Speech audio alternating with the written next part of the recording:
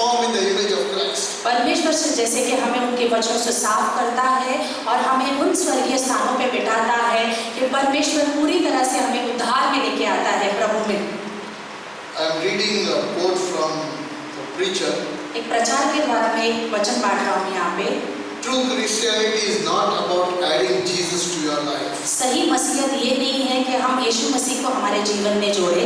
Instead, it is devoting myself उसके विपरीत हम अपने आप का जीवन जो प्रभु को देते हैं completely to Him, पूरी तरह से प्रभु को, submitting wholly to His will, और पूरी तरह से उसकी इच्छा को हम समर्पण कर देते हैं and अपने आप seeking to please Him above else. को, और सोचते रहते हैं कि हम उसको किस तरह से बाहर कार्य कर सके बहाने के लिए उनके।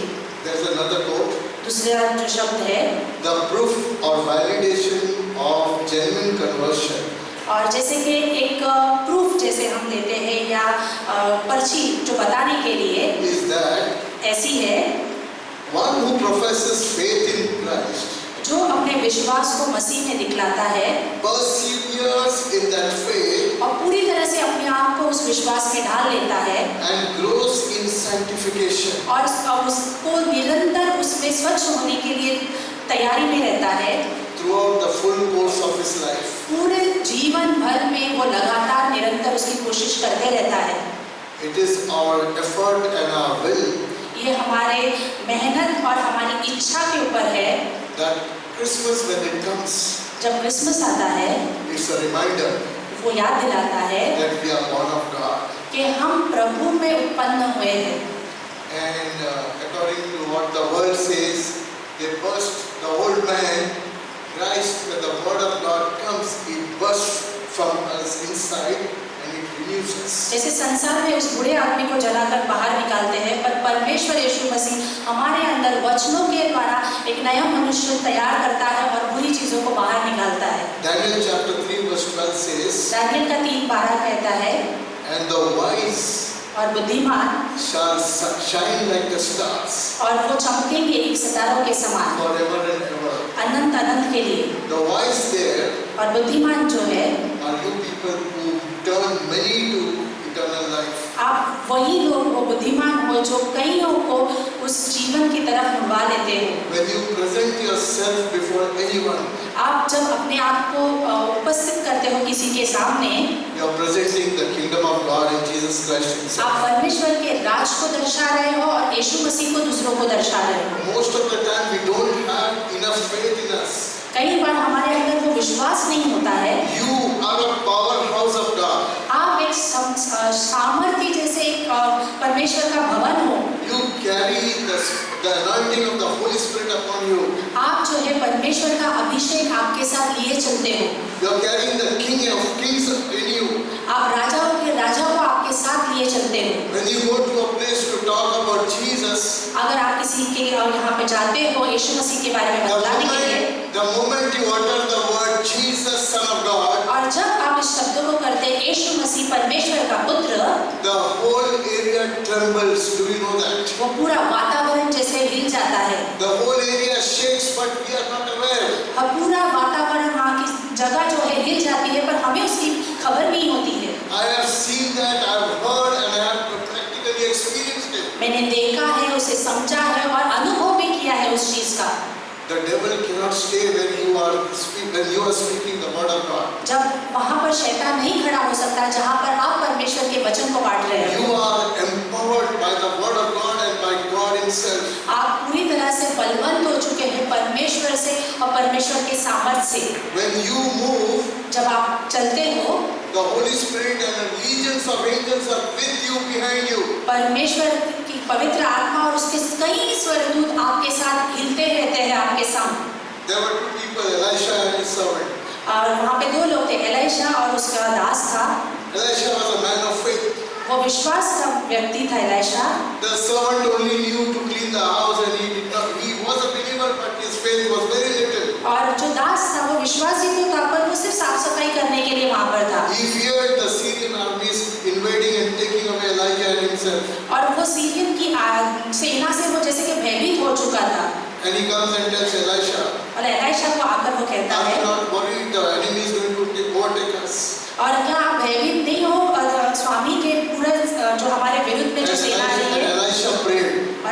मैंने प्रार्थना की, Oh God, परमेश्वर open the eyes of my servant. मेरे दास की आंखों को खोल देना, And he said, now go and look. और जब अब देखो Behind those armies there were the armies from heaven with chariots of fire. और वहां पर उस सेना के पीछे जो थे बहुत सारे स्वर्गदूत जैसे खड़े थे वहां पे उनके पीछे।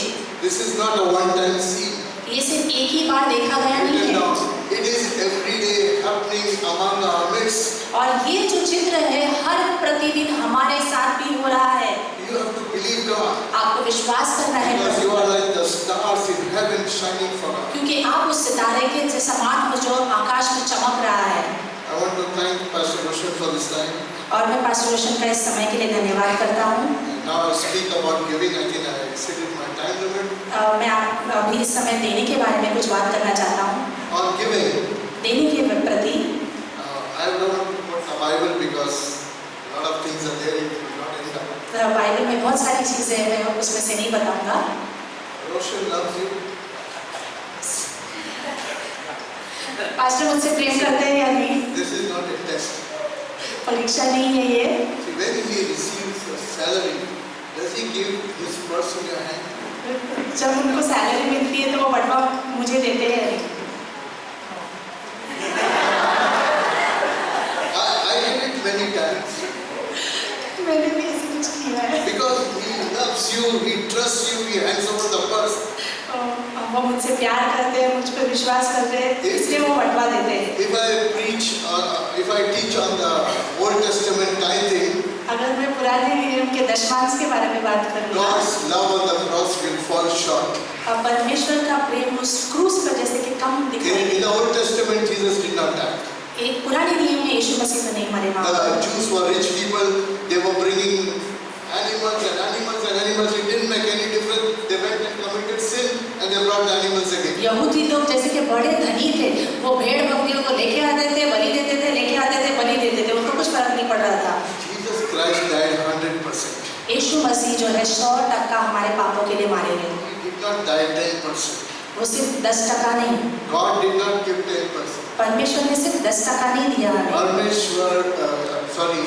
God poured out the entire heaven on the earth when he lost his son.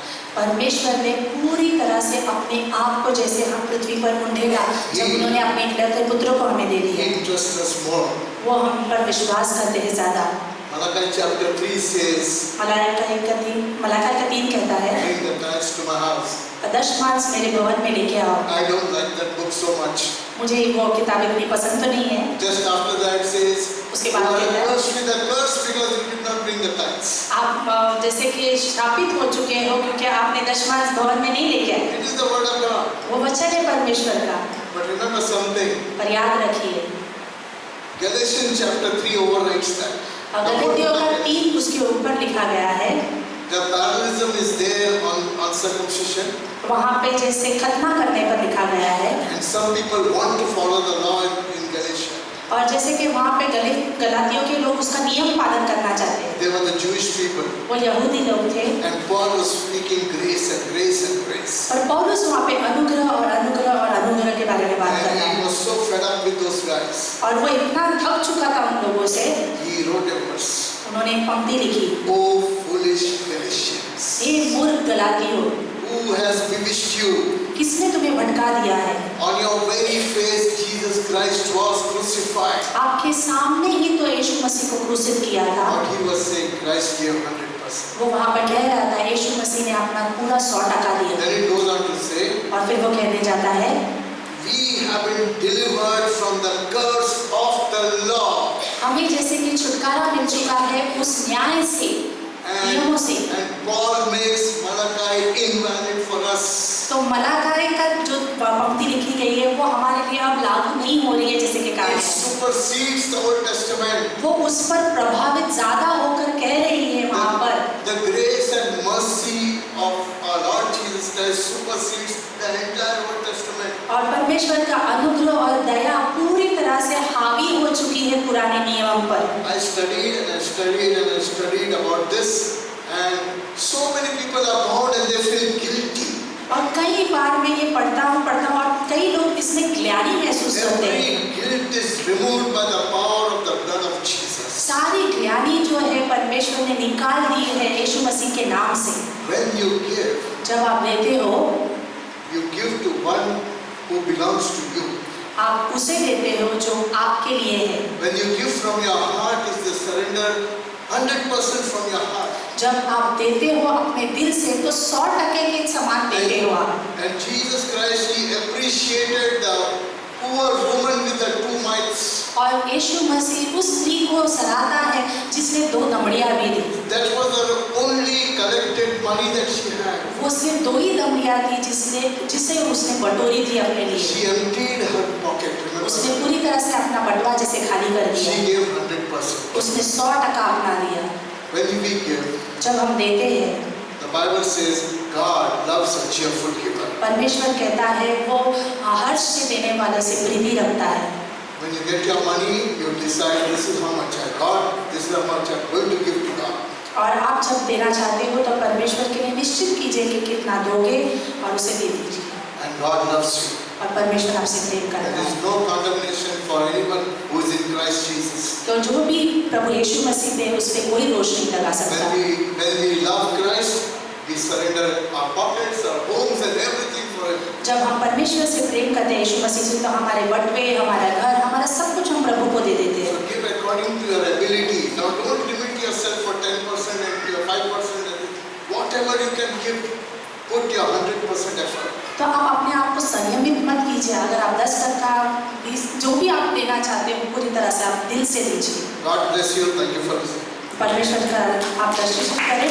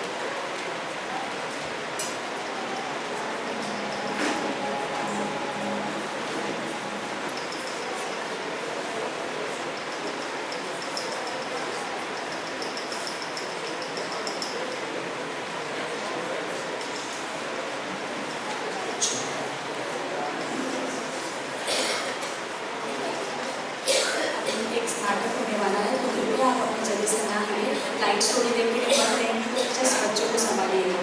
Thank you.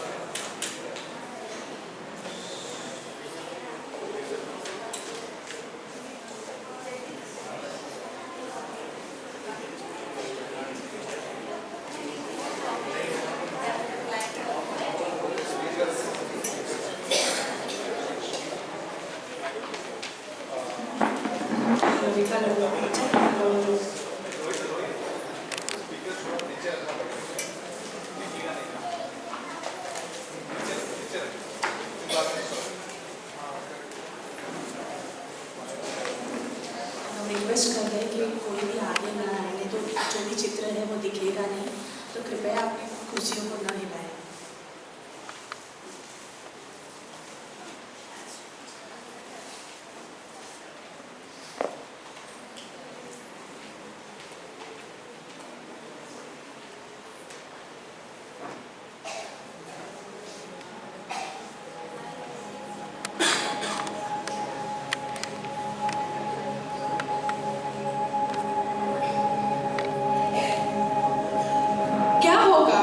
यदि आपका कोई मित्र यीशु को व्यक्तिगत उद्धारकर्ता के रूप में जाने बिना मर गया हो? क्या होगा अगर वह नरक में चला गया? लेकिन अगर एक दिन आपको पत्र मिले नरक से, तो ऐसा पत्र अनंत पीड़ा की लपटों में आपके मित्र का। आपके सामने हाई स्कूल के विद्यार्थी यश की जॉन नामक मित्र के साथ एक नाटकीय प्रस्तुति है। हालांकि जॉन के पास यश को यीशु के बारे में बताने का पूरा अवसर था, लेकिन उसने ऐसा नहीं किया। वे सबसे अच्छे दोस्त थे, वे एक साथ फुटबॉल खेलते थे, वे एक साथ कक्षाओं में जाते थे, वे एक साथ पार्टियां मनाते थे, वे एक दूसरे के साथ अपने झूठ भी साझा करते थे। लेकिन एक बात थी जो जॉन ने यश से यीशु मसीह के साथ अपने व्यक्तिगत संबंध को छुपा ली थी। बाकी कहानी सरल और दुखद है। बहुत अधिक शराब, एक दुखद घर वापसी, एक दुर्घटना, एक मौत, एक अंतिम संस्कार, एक पत्र। क्या यह पत्र अपने में ही पूर्ण है? एक पत्र नरक से।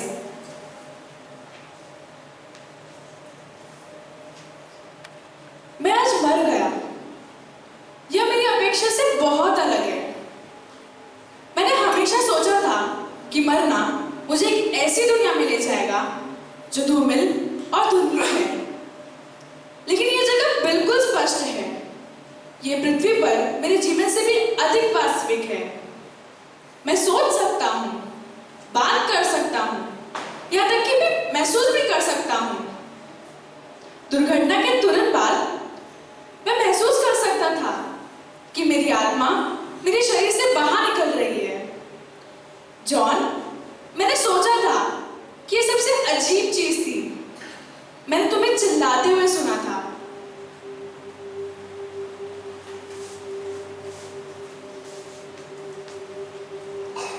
सबसे पहले मैं खुद को दर्ज कराने के लिए कतार में खड़ा था।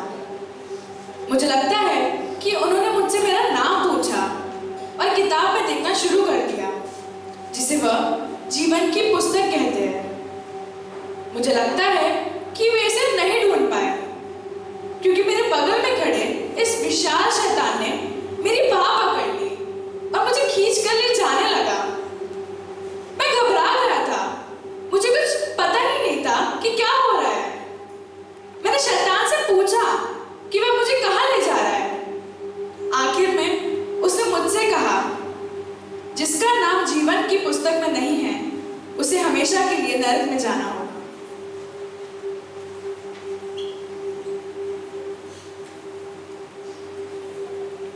शैतान ने मुझे बंदी कक्ष में फेंक दिया, जहां मैं काफी देर से बैठा सोच रहा हूं। क्या आप जानना चाहते हैं मैं क्या सोच रहा था? मैं तुम्हारे बारे में सोचा था जॉन। तुमने मुझे बताया था कि तुम विश्वासी हो। मेरा मतलब, हमने आज इसके बारे में 3 अलग-अलग बार बात की। हमारे सभी दोस्तों ने इस बात को उठाया, लेकिन तुमने इस विषय को बदल दिया। मैं अपने दिमाग से प्रश्न नहीं निकाल पा रहा हूं जॉन। तुमने मुझे कभी ये क्यों नहीं बताया कि विश्वासी कैसे बने? तुम कहते हो कि मैं तुम्हारा मित्र हूं, लेकिन यदि तुम्हारा ये मतलब है तो तुमने मुझे यीशु के बारे में बताया होता। मुझे बताया होता कि मैं इस भयानक जगह से कैसे बच सकता हूं जहां मैं जा रहा हूं। मेरा दिल धड़क रहा है। स्वर्गदूत जो मुझे नरक में डालने के लिए चुने गए, वह आ रहे हैं। मैं उनके कदमों की आवाज सुन पा रहा हूं। मैं आग की चट्टान का किनारा देख सकता हूं। मैंने ये सुना है वे इसे आग की झील कहते हैं। मैं इसे बर्दाश्त नहीं कर सकता जॉन।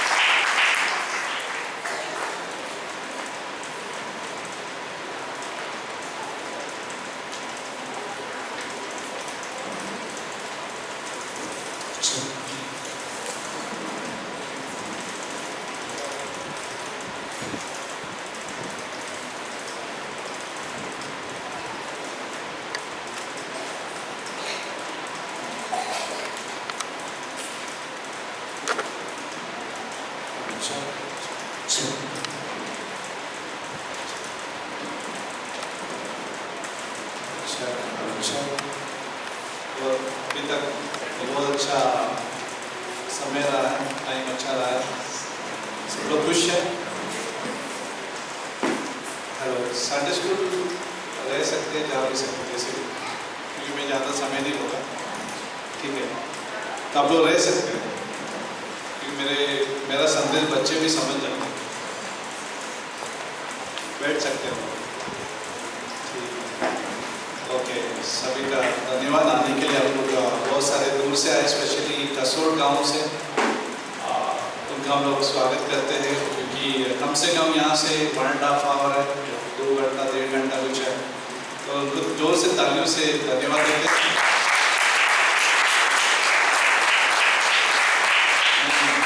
संदेश जो है हिंदी में बोलूँगा क्योंकि समय बहुत कम होने की वजह से, क्योंकि ये समय में तो पूरी छाटली करता हूँ, स्पेशली 9:45, क्योंकि 9:45 को मुझे जागाना पड़ता है। पहले न्यू ईयर ईव को ही हम लोग प्लीज करते हैं इतने देर तक, बाकी के टाइम पे हम लोग जल्दी करते हैं, सुबह 10। एक्चुअली 2 जगह पे हमारा सभाएँ होती है, एक एवरशाइन सिटी, तो रविवार को 10 बजे होता है, और वालिव में शाम को 6:15 बजे यहाँ पे होता है, स्कूल हॉल में।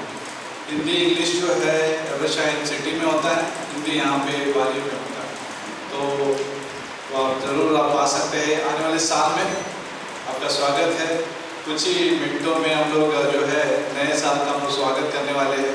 बहुत अच्छा प्रचार किया, इवन क्रिस्टोफर भाई ने भी अच्छा संदेश दिया छोटा, और पास्टर लैंसी ने भी बहुत अच्छा संदेश दिया यीशु के जीवन के ऊपर, उसके जन्म के ऊपर, कि यीशु मसीह का जन्म क्यों और कहाँ पे हुआ, उसके ऊपर अच्छा उत्साहित संदेश था। मेरा छोटा संदेश है इस रात में, ये नाटक को आपने देखा रहेगा, बहुत अच्छा नाटक था, ये बहुत अच्छा ड्रामा था। ये ड्रामा फ्यूचर, भविष्य, ये कुछ दिख नहीं रहा है अभी। ये ड्रामा जो आपने देखा है ऐसा अभी दिख नहीं रहा, लेकिन होगा जरूर, और हो भी रहा। खाली एक क्षण बाकी, एक क्षण का मतलब 1 मोमेंट, कहने का मतलब ये कि आप आंखें बंद कर दिया और एक क्षण में आप या तो स्वर्ग में या तो नरक में, एक क्षण, जस्ट 1 सेकेंड, ज़्यादा लंबा टाइम नहीं जाता, 10 साल नहीं लगेंगे वहाँ पे पहुँचने के लिए।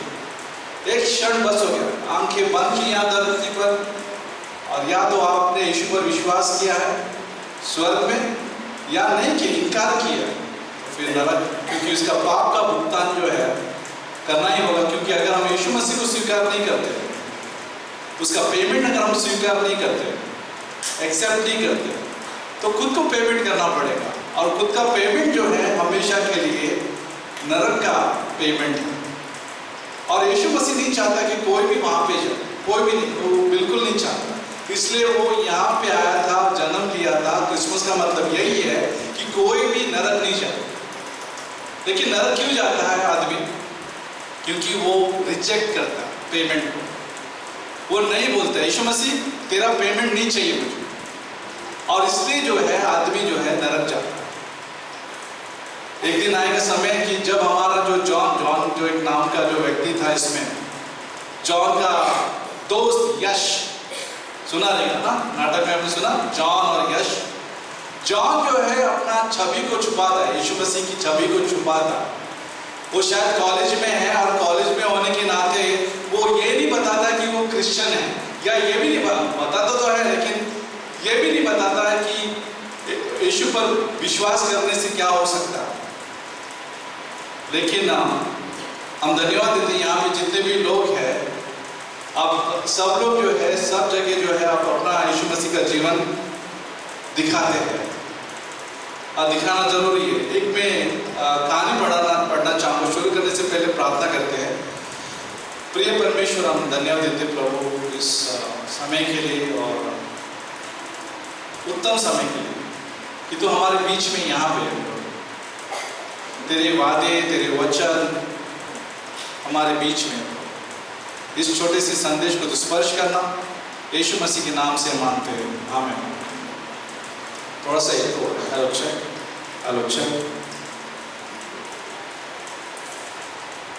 1800 की कहानी है। जनरल विलियम बूथ करके सैल्वेशन आर्मी को चलाता था, और ये जैसे जैसे दिन बीतते हैं वैसे वैसे वो कमजोर होता है, वीक हो जाता है, और वीक होने के नाते जो है बहुत सारे कॉन्फ्रेंसेस में वो अटेंड नहीं कर पाता। उसके कॉन्फ्रेंस को अटेंड करने के लिए बहुत सारे लोग जो है कन्वेंशन हॉल में या उसके कॉन्फ्रेंस हॉल में आते थे, लेकिन धीरे धीरे जब बुढ़ापे की वजह से उसकी आंखें नम होने लगे, आंखें कमजोर होने लगे, उसका स्वाद जो है कमजोर होने लगा, और धीरे धीरे जो है वो कॉन्फ्रेंस अटेंड नहीं कर पा रहा। लेकिन बहुत सारे लोग जो कॉन्फ्रेंस में आते थे वो उत्सुक रहते थे कि विलियम बूथ कुछ तो बताएगा, हमें एनकरेज करेगा। और एक कॉन्फ्रेंस में उसने कहा कि मैं नहीं आ सकता हूँ, और बहुत सारे डेलीगेट्स होते हैं, बहुत सारे जो लोग वहाँ पे कॉन्फ्रेंस में आए थे दुखी हो गए कि विलियम बूथ जो है, जनरल विलियम बूथ आ नहीं पा रहा कॉन्फ्रेंस में। तो अचानक जो है हजारों लोगों के बीच में मॉडरेटर जो है अनाउंस करता है, और वो जनरल बूथ के एक चिट्ठी को लेके आते हैं, टेलीग्राम उन दिनों में चलता था, आज तो व्हाट्सएप चलता है। आज व्हाट्सएप आया, उधर आया, हाई बात है, उधर आया। पुराने टाइम में जो है कितने टेलीग्राम डाला है, पहले पुराने जमाने में टेलीग्राम वाले कितना टेलीग्राम वाले बहुत सारे टेलीग्राम वाले, और पीसीओ बाद में आ गया, उसके बाद पीसीओ आ गया, बहुत सारा चीज़ आ गया। उन जमाने में टेलीग्राम चलता था, और टेलीग्राम आ गया उस कॉन्फ्रेंस में, और टेलीग्राम में सब लोग वो चिट्ठी खोलने जा रहे हैं, मॉडरेटर, और सब लोग उत्सुक है, सबके कान जो है उस चिट्ठी पर लगी हुई है कि विलियम बूथ जो आया नहीं है वो क्या कहना चाहता है। और सब लोग की आंखें, सब लोग के कान एकदम उत्साहित। और विलियम बूथ का जो चिट्ठी इस प्रकार से था,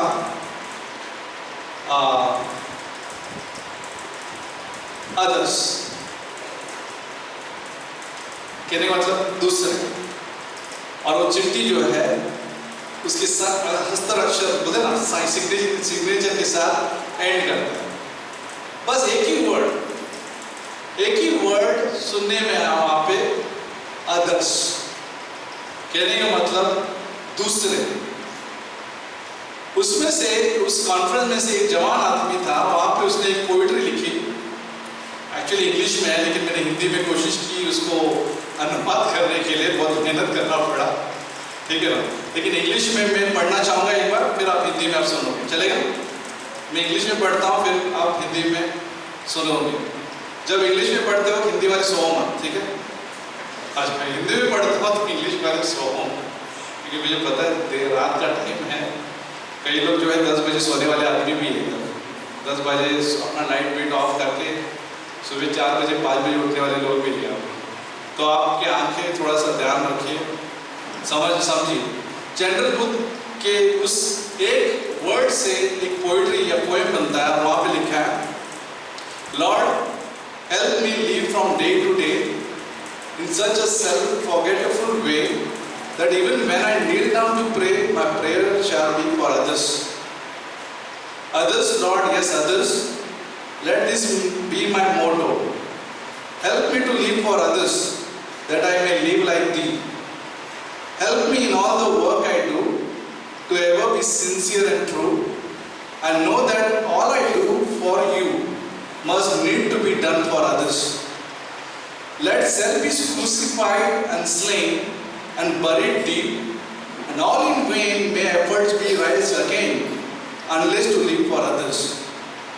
And when my work on earth is done, and my new work in heaven begin, may I forget the crown I wore while thinking still of others.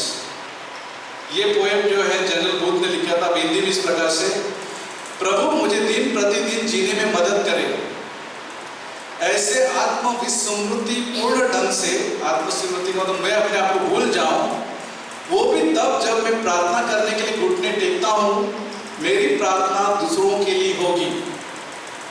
इसका मतलब ये पंक्ति में ये मतलब बता रहा है कि जब मैं घुटने टेकने के लिए प्रार्थना भी करने जाऊं तो मैं दूसरों के बारे में सोचूं प्रार्थना करते हुए। बाद में लिखा है, दूसरे प्रभु, हाँ दूसरे, इस मेरे उद्देश्य को रहने दो, दूसरे के लिए जीने में मेरी मदद करें कि मैं तेरे सम्मान जी सकूं। मेरे हर काम मेरी मदद करना, हमेशा ईमानदार और सच्चे रहे, और ये जान लो कि मैं तुम्हारे लिए सब कुछ करूं, दूसरों के लिए अवश्य किया जाना चाहिए। स्वयं को क्रूस पर चढ़ाओ और मारा जाए और गहराई में दफन किया जाए, और अगर ये व्यर्थ भी फिर से उठना पड़े या प्रयास हो सकता है, तब दूसरों के लिए नहीं, दूसरे के लिए जीना मैं सीखूं। जब पृथ्वी पर मेरा काम पूरा हो जाए और स्वर्ग में मेरा नया काम शुरू होता है, तो क्या मैं ताज भूल सकूं जो मैंने जीती है? तभी भी मैं दूसरों के बारे में सोचूं। ये विलियम बुद्ध का जो एक पंक्ति जो था, एक वर्ड, उसने वो कहानी बनाई, उसने एक कविता बनाई कि दूसरे हो परमेश्वर दूसरे। अगर मैं उठूं भी, मैं दूसरों के बारे में सोचूं। मैं अगर प्रार्थना करने भी जाऊं तो मैं दूसरों के बारे में सोचूं। अगर मैं स्वर्ग में भी जाऊं और मेरे ताज जो मैंने जीते हैं, परमेश्वर ने जो मुझे दिया है, उस वक्त भी मैं दूसरों के बारे में मैं सोचूं।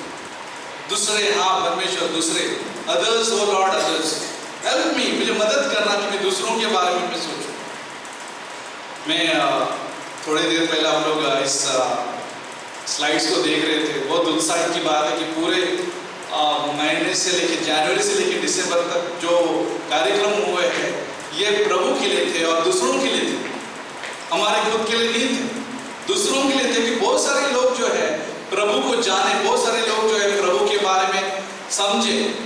और उतने में हम लोग जो है बात कर रहे थे, पास्टरकाल के बारे में बात करते, जो हम लोग, मैं हमेशा पास्टरकाल का नाम इस सभा में जब भी प्रीच करता हूँ तो मुझे लगता है पूरे साल में तो बहुत बार मैंने लिए रहेंगे पास्टरकाल के बारे में, क्योंकि उन्होंने ही हमें जो है सिखाया। और आज जो भी देखते हैं हम लोग, उसका जो क्या बोलते हैं, ये फल देखते हैं, उसके सिखाने की वजह से जो है ये हो गया, ठीक है ना। तो वो भी व्यक्ति ऐसा बंदा था पास्टरकाल कि हमेशा वो दूसरों के बारे में सोचता था, हमेशा दूसरों के बारे में बताता था, दूसरों के लिए वो जीता था। और उसका जीवन इतना साधारण था कि वो भले ही उसका इंग्लिश क्या बोलते फ्लुएंट था, बहुत अच्छा, दिखने में अच्छा था, ठीक है ना, उसकी मिनिस्ट्री बहुत बड़ी थी, लेकिन वो सीधे साधे लोगों के लिए भी वो बहुत ही अवेलेबल था या उपलब्ध था, दूसरों के लिए वो जीता था। तो ये जो है पास्टरकाल का जीवन था। मैं जब हम लोग नए साल की शुरुआत कर रहे हैं तो मत्ती का 28, अगर हम कभी पढ़ा रहेगा, मत्ती का 28 में लिखा है कि जाओ लोगों को शिष्य बनाओ और यीशु मसीह के नाम से, पिता पुत्र और पवित्र आत्मा के नाम से जो है बपतिस्मा दो, और जो जो बातें तुम्हें सिखाई गई है वो बातें जो है सिखाओ।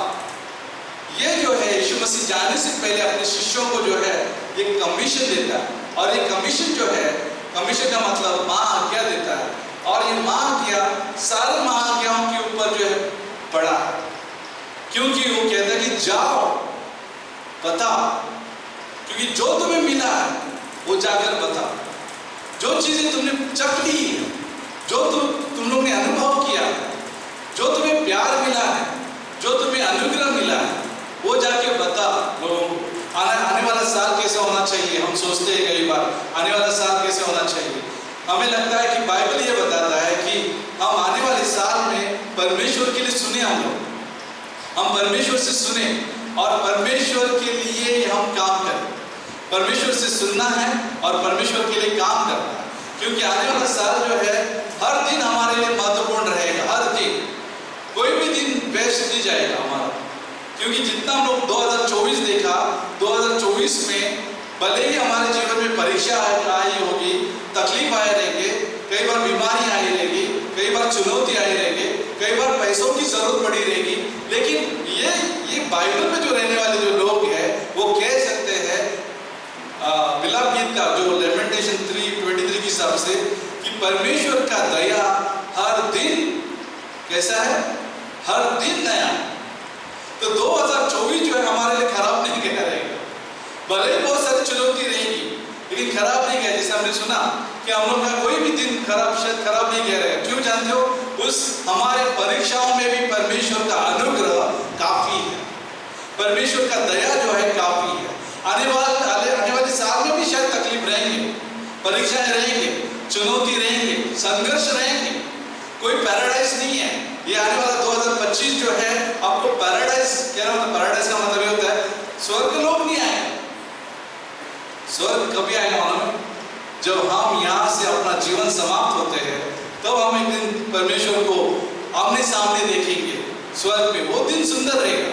वो दिन जो है अपने बाइबल में लिखा है, प्रकाशित वाक्य जो रेवलेशन 19 और 21 में भी, कि परमेश्वर का नया यरूशलेम जो है इतना सुंदर रहेगा कि उसके जो फाटक जो है पर्ल्स मोतियों से, हीरों से, अलग अलग रंग से, और आपका जीवन जो है हमेशा के लिए जो है सदा के लिए जो है सुखी रहेगा और संघर्ष नहीं रहेगा, न रोना रहेगा, न तकलीफ रहेगा, न पीड़ा रहेगा, क्योंकि यीशु मसीह जो है हमारे आंखों से आंसू पोंछ देगा हमेशा के लिए। वो हमारा अच्छा भविष्य आने वाला है और वो उसमें संघर्ष नहीं रहेगा, उसमें चुनौती नहीं रहेगा। वहां पे जरूरी भी नहीं रहेगा कि नया वर्ष को मनाया जाए, क्योंकि हर दिन नया रहेगा और वहां पे रात नहीं रहेगी, क्योंकि वहां पे परमेश्वर की रोशनी जो है सदा के लिए चमकेगी। वहां पे कोई सोएगा भी नहीं एक्चुअली। हो सकता है हम लोग सब भूखे रहेंगे, खाएंगे जरूर, राइट, लेकिन वहां पे जो है तकलीफ नहीं रहेगा, वहां पे एकदम पीड़ा नहीं रहेगी, थकावट नहीं रहेगी। लेकिन वो एक दिन आने वाला है। लेकिन 2025 कैसे रहने वाला है? एक जरूर मैं गारंटी देता हूं, अगर आपके पास और मेरे पास यीशु मसीह है, आपके नाव में और मेरे नाव में अगर यीशु मसीह है, तो भले तूफान आएगा, भले तकलीफ आएगा, यीशु मसीह क्या कर सकता है जानते हो?